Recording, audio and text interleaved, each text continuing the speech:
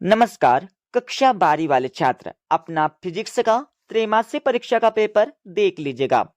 इस पेपर का समय 3 घंटे होने वाला है। पूर्णांक 70 अंक।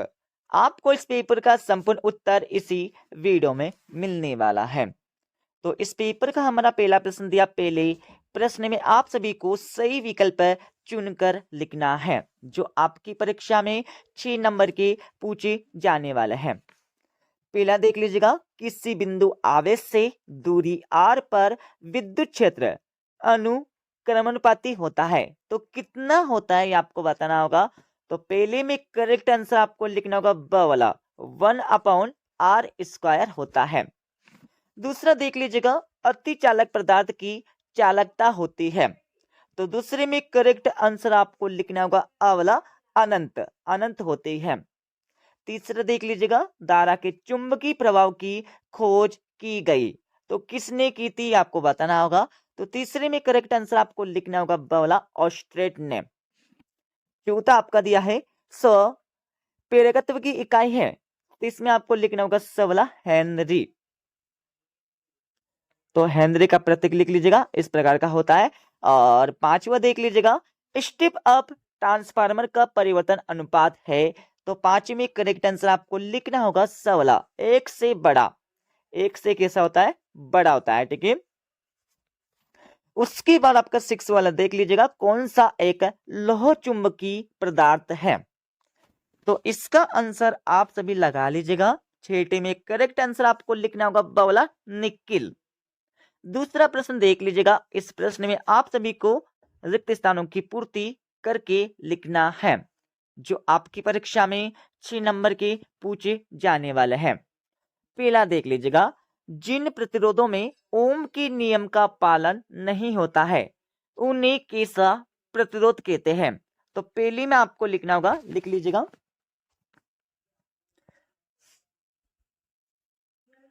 अनओमी अनओमी प्रतिरोध कहते हैं। ये आपको लिखना होगा पहले का आंसर।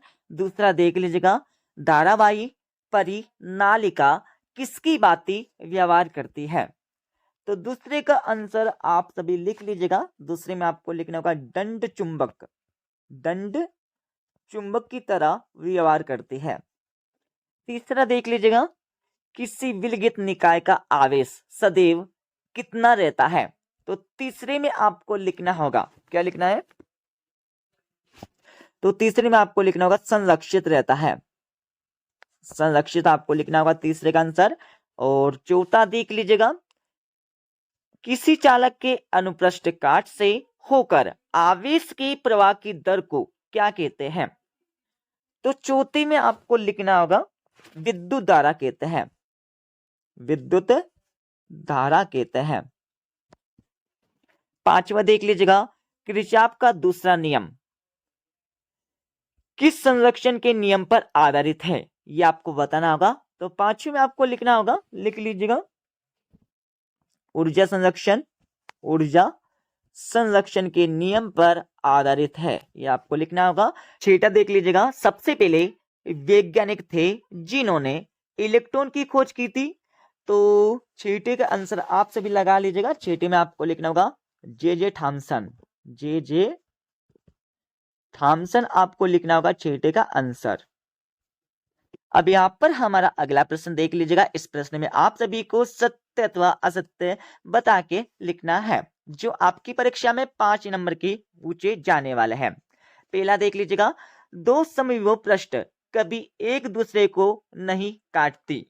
तो लगा लीजिएगा, इसका आंसर बिल्कुल सत्य हो जाएगा। दूसरा आपका दिया है, विद्युत धारा ले जाने वाली कुंडली चुंबकीय द्विध्रुव की तरह व्यवहार करती है। तो बिल्कुल यहां पर करती है, सत्य हो जाएगा। और तीसरा देख लीजिएगा, किसी लौह चुंबकीय पदार्थ की पारगम्यता एक से कहीं अधिक होती है। तो तीसरे का आंसर लगा लीजिएगा, बिल्कुल होती है, सत्य हो जाएगा। चौथा आपका दिया है, ट्रांसफार्मर का उपयोग डीसी परिपथ में किया जा सकता है। तो इसमें आपको लिखना होगा बिल्कुल नहीं, असत्य हो जाएगा। पांचवा आपका दिया है, किसी चालक का आवेश बढ़ाने से उसका विभव घटता है। तो बिल्कुल नहीं घटता है, असत्य हो जाएगा। ठीक है। चौथा प्रश्न देख लीजिएगा। इस प्रश्न में आप सभी को सही जोड़ी का मिलान करके लिखना है। तो सही जोड़ी का मिलान आप सभी कर लीजिएगा। पहला आपका दिया संधारित्र, तो संधारित्र में आपको लिखना होगा चार्ज का भंडार। विद्युत द्विध्रुव की इकाई, तो इसमें आपको लिखना होगा कूलम मीटर। रोलेंज बल में आपको लिखना होगा न्यूटन। पारस्परिक प्रेरण में आपको लिखना होगा हेनरी। प्रेरित ईएमएफ, इसमें आपको लिखना होगा चुंबकीय प्रवाह में परिवर्तन। किरचॉफ का नियम, इसमें आपको लिखना होगा डी वाला जटिल विद्युत परिपथ का अध्ययन। तो इस प्रकार से सही जोड़ी का मिलान हो जाएगा। पांचवा प्रश्न देख लीजिएगा। इस प्रश्न में आप सभी को एक शब्द में उत्तर देने होंगे जो आपकी परीक्षा में 5 नंबर के पूछे जाने वाले हैं। पहला देख लीजिएगा, उस उपकरण का नाम बताइए जिसका उपयोग विद्युत ऊर्जा को संग्रहित करने के लिए किया जाता है। तो पहले में आपको लिखना होगा संधारित्र। संधारित्र आपको पहले का उत्तर लगाना है। दूसरा देख लीजिएगा, आवेशित खोखले गोले के अंदर विभव कितना होता है। तो इसका आंसर लगा लीजिएगा, आवेशित खोखले गोले के अंदर विभव प्रत्येक बिंदु पर एक समान रहता है। लिख लीजिएगा, प्रत्येक बिंदु पर एक समान होता है। अब यहां पर तीसरा देख लीजिएगा, धातु में मुक्त इलेक्ट्रॉनों की संख्या किस कोटि की होती है। तो तीसरे का आंसर लगा लीजिएगा। तीसरे में आपको लिखना होगा 10 की पावर 29 प्रति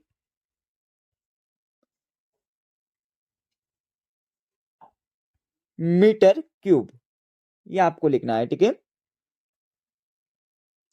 अब यहां पर हमारा अगला देख लीजिएगा। चौथा आपका दिया है विशुद्ध पेड़ की परिपथ में शक्ति गुणांक का मान कितना होता है। तो चौथे में आपको लिखना होगा 0 होता है। पांचवा आपका दिया है एसी के सीकर मान और आरएमएस मान के बीच क्या संबंध है। तो संबंध आपको बताने होंगे, तो लिख लीजिएगा इसका answer v r m s equal to V0 upon करने के अंदर 2, ये आपको लिखना है। एसी के सीकर मान और आरएमएस के बीच का संबंध। अब यहां पर हमारे 2-2, 3-3 एवं 4-4 नंबर के प्रश्न देख लीजिएगा। सभी के उत्तर आपको बता देंगे इस वीडियो के लास्ट में। छठा आपका दिया है आवेश का क्वांटीकरण क्या है, इसके बारे में आपको लिखना होगा। अथवा देख लीजिएगा, समविभव पृष्ठ से आप क्या समझते हैं, इसके बारे में आपको लिखना है। सातवां आपका दिया है किसी चालक के अंदर आवेश 0 क्यों होता है, इसका कारण आपको देना होगा। अथवा देख लीजिएगा, विद्युत क्षेत्र रेखाओं के कोई 2 गुण आपको बताने हैं। आठवां आपका दिया है ओमिक और गैर ओमिक प्रतिरोधों के बीच कोई 2 अंतर बताने होंगे।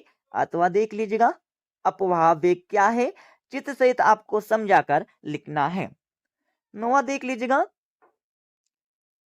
एक परिमित परिनालिका के चुंबकीय क्षेत्र का चित्र बनाकर आपको लिखना होगा। अथवा देख लीजिएगा, बायो-सेवर्ट नियम की कोई 2 विशेषता आपको बताना है। अब यहां पर 10वां देख लीजिएगा, किसी कुंडली के स्वप्रेरण को परिभाषित करें और इसका SI मात्रक लिखे। अथवा आपका दिया है किसी कुंडली के अन्योन प्रेरण को परिभाषित करें और इसका SI मात्रक लिखे। 11वां आपका दिया है ट्रांसफार्मर का कोर परतदार क्यों बनाया जाता है, इसके बारे में आपको बताना होगा। अथवा देख लीजिएगा, अनुनादी परिपथ से आप क्या समझते हैं, इसके बारे में आपको लिखना है। 12वां आपका दिया है प्रतिचुंबकी और अनुचुंबकी पदार्थों में 2 अंतर आपको बताने होंगे। अथवा देख लीजिएगा, चुंबकीय क्षेत्र रेखाओं के कोई 2 गुण आपको बताने हैं। 13वां आपका दिया, 13वें के बाद आपका 14 प्रश्न देख लीजिएगा। 14वें के बाद आगे हम चलने वाले हैं, तो आपका 15वें प्रश्न यहाँ पर हो जाएगा। ठीक है, सभी के आंसर आपको बता देंगे। 16वां प्रश्न आपका दिया है, 16वें के बाद आगे हम चलेंगे तो आप सभी को 17वां प्रश्न यहाँ पर मिल जाएगा। 17वें के बाद 18वां आपका दिया है, जिसमें धारा वितरण संबंधी किरचॉफ के नियम को चित्र सहित समझाकर आपको लिखना है। और यहाँ पर हमारा 19वां प्रश्न देख लीजिएगा। निम्न बिंदु पर ट्रांसफार्मर का वर्णन करके आपको लिखना है। ट्रांसफार्मर के प्रकार, नामांकित चित्र, सिद्धांत, कोई दो अनुप्रयोग, इनके माध्यम से आपको ट्रांसफार्मर का वर्णन करके लिखना होगा एग्जाम में।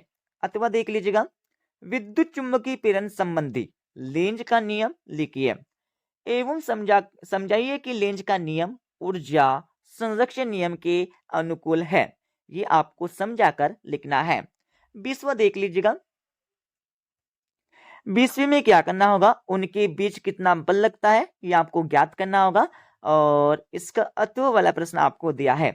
अब मैं इस क्वेश्चन पेपर का फुल सॉल्यूशन आप सभी को बता देता हूं। जैसे कि हमने आपको क्वेश्चन नंबर 1 से लेकर 5 तक के उत्तर पहले बता दिए, अब आप सभी क्वेश्चन नंबर 6 से लेकर 20 तक के उत्तर आंसर देख लीजिएगा। तो ये हमारे छठे प्रश्न का उत्तर हो जाएगा। ठीक है, छठे के बाद आप सभी को छठे का अतवी का उत्तर यहां से मिल जाएगा। अब आप सभी 7वें प्रश्न का उत्तर देख लीजिएगा। 7वें के बाद आगे हम चलेंगे तो आप सभी को 7वें प्रश्न का अतवी का उत्तर यहां से मिल जाएगा। इसके साथ ही आप सभी देख लीजिएगा 8वें प्रश्न का उत्तर। 8वें के बाद आगे हम चलने वाले हैं तो आप सभी को 8वें प्रश्न का अतवी का उत्तर यहां से मिल जाएगा। इसके साथ ही आगे हम चलने वाले हैं तो आप सभी को 9वें प्रश्न का अतवी का उत्तर यहां से मिल जाएगा। इसके साथ ही आप सभी देख लीजिएगा 10वें प्रश्न का अतवी का उत्तर और आगे हम चलेंगे तो आप सभी को 11वें प्रश्न का उत्तर मिल जाएगा। 11वें के बाद आगे हम चलेंगे तो आप सभी को 11वें प्रश्न का अतवी का उत्तर यहाँ से मिल जाएगा। इसके साथ ही यहाँ पर देख लीजिएगा 12वें प्रश्न का उत्तर। 12वें के बाद आगे हम चलेंगे तो आप सभी को 12वें प्रश्न का अतवी का उत्तर यहाँ से मिल जाएगा। अब आप सभी देख लीजिएगा 13वें प्रश्न का उत्तर, जिसमें विद्युत वाहक बल तथा विभवांतर में अंतर बताना है। 13वें प्रश्न का अतवी का उत्तर देख लीजिएगा। इसके साथ ही आप सभी को 14वें प्रश्न का उत्तर मिल जाएगा। 14 के बाद आप सभी को 14वें प्रश्न का अतवी का उत्तर यहाँ से मिल जाएगा। ठीक है, इसके साथ ही आप सभी देख लीजिएगा 15वें प्रश्न का उत्तर। 15वें के बाद आगे हम चलने वाले तो आप सभी को मिल जाएगा 15वें प्रश्न का अतवी का उत्तर और आगे हम चलेंगे तो आप सभी को 16वें प्रश्न का उत्तर मिल जाएगा। 16वें के बाद आप सभी देख लीजिएगा 16वें प्रश्न का अतवी का उत्तर और इसके साथ ही आप सभी को मिल जाएगा 17वें प्रश्न का उत्तर। 17वें के बाद आप सभी देख लीजिएगा 17वें प्रश्न का अतवी का उत्तर और इसके साथ ही आप सभी को मिल जाएगा 18वें प्रश्न का अतवी का उत्तर।